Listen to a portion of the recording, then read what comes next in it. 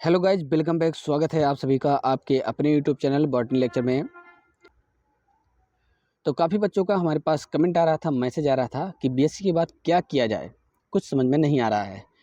तो इसी के लिए मैंने यहाँ पर ये वीडियो बनाया है। इस वीडियो में मैं चर्चा करूँगा, आप सबको बताऊँगा कि कौन कौन से ऐसे कोर्स हैं जो बीएससी के बाद किए जा सकते हैं।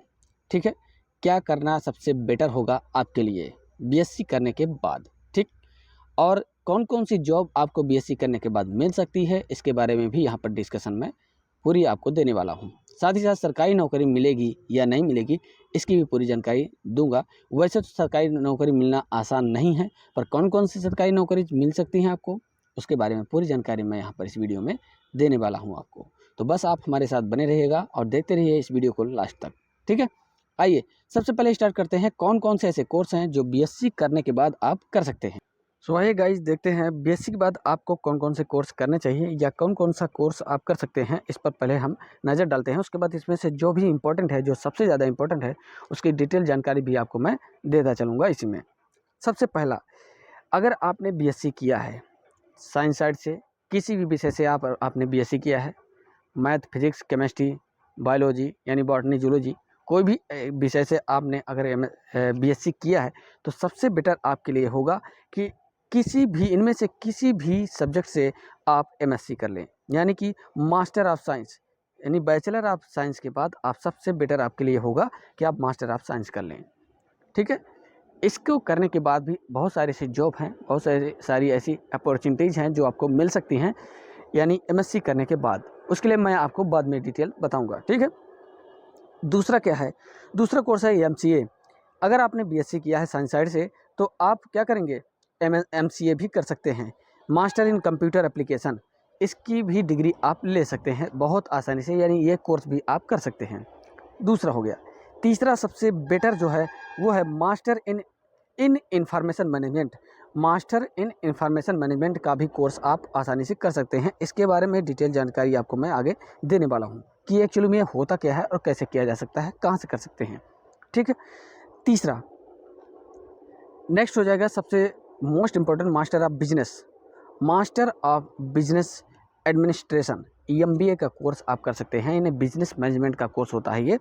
इसका कोर्स आप बीएससी करने के बाद कर सकते हैं। ठीक है, बीएससी करने के बाद इस कोर्स को करना उचित होगा। ठीक है, उसके बाद दूसरा नेक्स्ट है बैचलर ऑफ टेक्नोलॉजी, यानी कि आपने अगर बीएससी किया है तो आप बीटेक का भी कोर्स कर सकते हैं। अब वो कैसे, अगर बीएससी आपने किया है मैथ से और फिजिक्स से, ठीक, तो आप बीटेक का कोर्स कर सकते हैं। समझ रहे हैं बात को, बैचलर ऑफ टेक्नोलॉजी ये एक इंजीनियरिंग कोर्स है। अब इसमें आपको फ़ायदा क्या मिलेगा, अगर आपने बीएससी 3 साल का कर चुके हैं, तो जब आप बीटेक करने जाएंगे तो आपको 1 साल की पूरी छूट मिल जाएगी। 1 साल की आपको छूट मिल जाएगी, यानी बीटेक 4 साल का कोर्स होता है और ये हो जाएगा आपका 3 साल में ही कंप्लीट किया जाएगा। ठीक, जितने भी 4 वर्षीय कोर्स हैं, अगर आप बीएससी किए हैं तो बीएससी के बाद करने जाते हैं तो वो आपका 3 साल का हो जाएगा। इस बात को नोट कर लीजिए। अगला सबसे बेस्ट अपॉर्चुनिटी है अगर आप टीचिंग लाइन में जाना चाहते हैं। ठीक है, प्राइमरी लेवल में या जूनियर लेवल में अगर आप टीचिंग करना चाहते हैं तो उसके लिए सबसे अच्छा होगा कि आप बीएड कर लें, बैचलर ऑफ एजुकेशन। बीएड करना आपके लिए उचित होगा। ये हायर तक का होता है, यानी कि बीएड करने के बाद आप 12th तक की टीचिंग कर सकते हैं किसी भी स्कूल में, प्राइवेट सेक्टर हो या गवर्नमेंट सेक्टर हो। अगर गवर्नमेंट लग जाती है तो और अच्छी बात है, अगर प्राइवेट में करते हैं तो भी आप 12 तक के स्टूडेंट को पढ़ा सकते हैं आसानी से। ठीक है, जब से बीएड को प्राइमरी में इंक्लूड किया गया तब से ऐसा है, लेकिन अभी कुछ हाल ही में विवाद चल रहा है कि बीएड को प्राइमरी लेवल से हटाया जाए। अगर प्राइमरी लेवल से बीएड को हटा दिया जाता है तो वहाँ पर बीटीसी हावी हो जाएगा, बीटीसी। ठीक है, अब बीटीसी क्या है, बीटीसी भी आप बीएससी करने के बाद कर सकते हैं। बहुत सारे स्टूडेंट हैं जिनको बिल्कुल भी नहीं समझ में आता कि क्या करें क्या ना करें। सबसे बेस्ट अपॉर्चुनिटी मैं आपको यहाँ पे बता रहा हूँ, बेसिक ट्रेनिंग सर्टिफिकेट। ठीक है, ये हो जाएगा डिप्लोमा एलिमेंट्री एजुकेशन, ये हो जाता है कोर्स, बीटीसी का कोर्स आप बीएससी के बाद कर सकते हैं। अगला एलएलबी, अगर आपने बीएससी किया है तो आप एलएलबी का भी कोर्स कर सकते हैं। Bachelor of law. LLB का कोर्स करने के बाद आप आसानी से क्या कर सकते हैं, वकील बन सकते हैं, जज बन सकते हैं। टाइम लगता है थोड़ा सा, लेकिन आप बन सकते हैं, ठीक है। लेकिन उसके लिए आपके पास LLB का डिग्री होना ज़रूरी है, LLB का सर्टिफिकेट होना ज़रूरी है। LLB 4 वर्षीय कोर्स है। अगर आपने BSc किया है उसके बाद आप करने जा रहे हैं तो ये आपका 3 साल का हो जाएगा। आप 3 साल में ही इसको कंप्लीट कर लेंगे, ठीक है। नेक्स्ट, उसके बाद अगला है post graduation diploma in management, PGDM का भी आप कोर्स कर सकते हैं। अब इनमें से PGDM, MBA, ये कुछ ऐसे कोर्सेज हैं जिनकी जानकारी मैं आपको आगे दे रहा हूँ, ठीक है। तो आई होप कि आप लोगों को बहुत अच्छे तरीके से समझ में आ रहा है कि आपको कितनी ऐसी अपॉर्चुनिटी हैं जो BSc करने के बाद आप कर सकते हैं, और हर एक अपॉर्चुनिटी से, हर एक डिग्री से, हर एक कोर्सेज से आप अच्छी जॉब पा सकते हैं। नेक्स्ट है बैचलर ऑफ फार्मेसी यानी B pharma and D pharma, diploma in pharmacy. B pharma और D फार्मा का भी कोर्स आप BSc करने के बाद कर सकते हैं। डिप्लोमा जो होता है वो 2 साल का कोर्स होता है, और B फार्मा जो होता है वो गाइज 4 साल।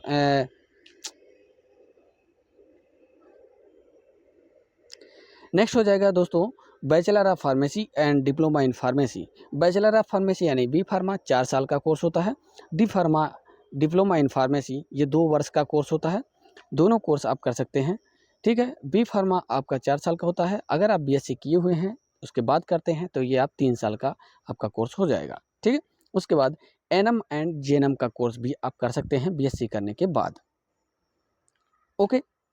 डिप्लोमा इन फार्मेसी, डिप्लोमा के बारे में कंप्लीट इन्फॉर्मेशन हमने पहले ही एक वीडियो अपलोड कर दिया है। अगर आपने अभी तक नहीं देखा है तो उसका लिंक हमने डिस्क्रिप्शन में दे रखा है, उस पर क्लिक करें और उसके बारे में डिटेल जानकारी ले सकते हैं। अगर आपको डी फार्मा के बारे में एडमिशन की जानकारी चाहिए, कैसे एडमिशन लें, कहाँ पर लें, तो उसके लिए हमने लिंक में कुछ मोबाइल नंबर से उसमें डाल दिए हैं, उस पर आप कॉल करके डी फार्मा का एडमिशन आप ले सकते हैं।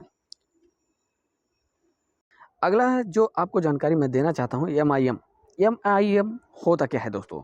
MIM master in information management का कोर्स होता है, यानी ये एक प्रकार का मैनेजमेंट का कोर्स होता है। आप किसी भी चीज़ को कैसे मैनेज करते हैं इसके बारे में पूरी जानकारी आपको इसके अंतर्गत दी जाती है। बहुत सारे ऐसे गवर्नमेंट कॉलेजेज हैं जहाँ पर ये कोर्सेज चल रहा है, बहुत सारे ऐसे यूनिवर्सिटीज़ हैं वहाँ पर कोर्सेज चल रहे हैं। अगर आप इसे करना ही चाहते हैं तो बेस्ट आपके लिए होगा कि आप इसे यूनिवर्सिटी से कर लें तो ज़्यादा बेहतर होगा। इसके लिए बहुत सारे टाइम से जैसे इस समय आप फॉर्म अप्लाई कर सकते हैं। इस समय फॉर्म बहुत यूनिवर्सिटीज़ में आ रहे हैं तो उसका फॉर्म अप्लाई करके आप इस कोर्स को कर सकते हैं, ठीक है। जैसे MIM कोर्स में IT मैनेजमेंट से संबंधित टेक्निकल विषयों की पढ़ाई शामिल है। Business analytics, data warehousing, cyber सुरक्षा प्रबंधन आदि जैसे विषय MIM के टेक्निकल कोर्स के अंतर्गत आता है। MIM के बाद IT सेक्टर में कैरियर के कई विकल्प हैं, यानी MIM करने के बाद आप IT सेक्टर में बहुत सारे ऐसे काम हैं, बहुत सारे ऐसे वर्क हैं जिसे आप कर सकते हैं, तो इसलिए ये बेटर होगा, आप इसे भी कर सकते हैं अगर आपने BSc किया है तो, ठीक। अगला क्या है, MBA के कोर्स भी बहुत ही अच्छा होता है। ये बिज़नेस का कोर्स होता है। इसमें इसके बारे में यानी इस कोर्स करने के बाद आप क्या कर सकते हैं, बिज़नेस की पूरी जानकारी ले सकते हैं, कैसे बिज़नेस किया जाता है, कैसे चलाया जाता है, उसकी पूरी जानकारी इसके अंतर्गत दी जाती है। कहाँ से करना है ये मैं आपको बता दे रहा हूँ। मास्टर ऑफ बिजनेस एडमिनिस्ट्रेशन 2 वर्षीय कोर्स होता है, पोस्ट ग्रेजुएट कोर्स है जो कि 2 वर्ष का होता है। यह कोर्स सबसे ज़्यादा लोकप्रिय मास्टर डिग्री प्रोग्राम है। इसके अंतर्गत अकाउंटिंग, मैक्रो और माइक्रो इकोनॉमिक्स, संगठनात्मक व्यवहार, बिजनेस लॉ के सिद्धांत आदि जैसे विषयों के कोर्स के साथ साथ इलेक्टिव कोर्स जिसमें वित्त, यानी कुल मिलाकर के देखा जाए तो इकोनॉमिक्स से रिलेटेड जितने भी जानकारी है उसके लिए MBA कोर्स होता है। आप इसे कर सकते हैं, ठीक है। बहुत ही बेहतर, बहुत ही अच्छी अपॉर्चुनिटी है। फीसेस इसकी ज़्यादा होती है यूनिवर्सिटी और कॉलेजेज में, लेकिन आप इसे कर सकते हैं। अगला है PGDM क्या होता है, post graduate diploma in management. ये भी मैनेजमेंट का कोर्स होता है और ये 2 साल का डिप्लोमा कोर्स होता है, ठीक। ये कोर्स अधिक प्रैक्टिकल अप्रोच और इंडस्ट्री ओरिएंटेड के साथ एक मैनेजमेंट कोर्स होता है। इसकी पूरी जानकारी मैं यहाँ पर आपको दे दे रहा हूँ। अगर वीडियो आपको बहुत ही बेहतरीन से इन्फॉर्मेटिव लगेगा और अच्छा लगेगा तो इस वीडियो में आप एक बार कमेंट कर दीजिएगा और वीडियो को फटाफट बहुत सारे ग्रुपों में शेयर कर दीजिएगा। बहुत सारे ऐसे स्टूडेंट हैं जिनको इसकी बिल्कुल भी नॉलेज नहीं है और वो भटक जाते हैं, तो उनको इसकी जानकारी होना बहुत ज़रूरी है। इसलिए वीडियो मैं आपको बना करके दे रहा हूँ, प्रोवाइड करा रहा हूँ। ठीक, इस कोर्स में करिकुलम काफ़ी हद तक EMBA के समान है, जिसका उद्देश्य छात्रों को इंडस्ट्री कार्यों के लिए तैयार करना होता है। इंडस्ट्रियल कार्यों के लिए इसमें तैयार हो सके स्टूडेंट, इसकी पूरी जानकारी इसके अंतर्गत होती है। पूरा इन्फॉर्मेटिव ये होता है। PGDM कोर्स का उद्देश्य पढ़ाई और सेमिनारों के द्वारा छात्रों को मैनेजमेंट की फील्ड में प्रशिक्षित करना होता है। मैनेजमेंट में किस तरीके से अपने काम को आगे बढ़ाया जाए उससे रिलेटेड PGDM कोर्स में सिखाया जाता है, दिया जाता है। ठीक है, ऐसे बहुत प्राइवेट कॉलेजेस हैं जिनमें कोर्स चल रहा है। अगर आपको करना ही है तो बेहतर आपके लिए होगा कि आप किसी यूनिवर्सिटी से, कॉलेज कैंपस से ही सीधे डायरेक्ट करें तो ज़्यादा बेहतर होगा। ठीक है, तो दोस्तों उम्मीद करता हूँ आप लोगों को ये बहुत ही अच्छे तरीके से समझ में आ गया होगा। अब बात करते हैं कि इस सभी कोर्स को करके आप क्या पा सकते हैं। मेन हम यहाँ पे बात करेंगे BSc करने के बाद आप कौन कौन सी जॉब पा सकते हैं। तो उसकी लिस्ट यहाँ पे हमने तैयार कर रखा है। प्रवेश परीक्षा या नौकरी के अवसर क्या क्या, UPSC का आप एग्ज़ाम दे सकते हैं BSc करने के बाद। CSC का आप एग्ज़ाम दे सकते हैं BSc करने के बाद। इसमें सारे कोर्सेस आगे क्या क्या बना जाता है, IAS IFS सारी चीज़ें आपके सामने यहाँ पर दी गई हैं। आप क्या बन सकते हैं BSc करने के बाद। तो ये बिल्कुल मत सोचिए कि BSc के बाद कोई फ्यूचर है ही नहीं। दोस्तों जिस स्टूडेंट के भी दिमाग में ये कीड़ा घूम रहा है ना कि BSc के बाद कुछ नहीं मिलता, तो वो अपने दिमाग से आज के आज अभी के अभी निकाल दें, क्योंकि BSc करने के बाद बहुत कुछ मिलता है। BSc करने के बाद बहुत कुछ मिलता है, यहाँ लिखा हुआ आप देख सकते हैं। ओके, PCS रेंज वन अधिकारी, सहायक संरक्षक, उप अधीक्षक, जिला मजिस्ट्रेट, ये सब जो बनते हैं ना PCS के कोर्स से ही, यानी PCS की जो वैकेंसीज आती हैं उसको क्रैक करने के बाद ही लोग बनते हैं। SSC CGL क्या है, CBI सब इंस्पेक्टर, आंतरिक मामलों के मंत्रालय, आयकर विभाग में निरीक्षक, ये सब जो नौकरी होती हैं वो आपको BSc करने के बाद मिल सकती हैं, मिलती हैं। ठीक, RBI एग्ज़ाम, RBI अफसर, RBI क्लर्क, ये सब जो बनते हैं वो BSc करने के बाद बन सकते हैं। SSC CHSL अपार डिवीज़न क्लर्क डाटा।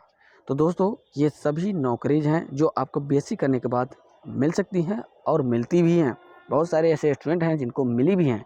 ठीक, तो ये समझ के बिल्कुल मत चलिए कि BSc के बाद आपको कुछ नहीं मिलेगा। BSc के बाद ही आपको बहुत सारी चीज़ें मिलती हैं, बहुत सारी चीज़ें आपको मिलेगी, बहुत सारे ऐसे कोर्स हैं जो करने को मिलेंगे, बहुत सारे ऐसे नौकरीज हैं जो आपको मिल सकती हैं, आप उसकी तैयारी भी कर सकते हैं। तो दोस्तों इस वीडियो में बस इतना ही। इसी के साथ इस वीडियो को समाप्त करते हैं। अगला वीडियो आपके सामने जल्द ही आ जाएगा, लेक्चर्स का या फिर किसी इन्फॉर्मेटिव वीडियो का आ जाएगा। धन्यवाद।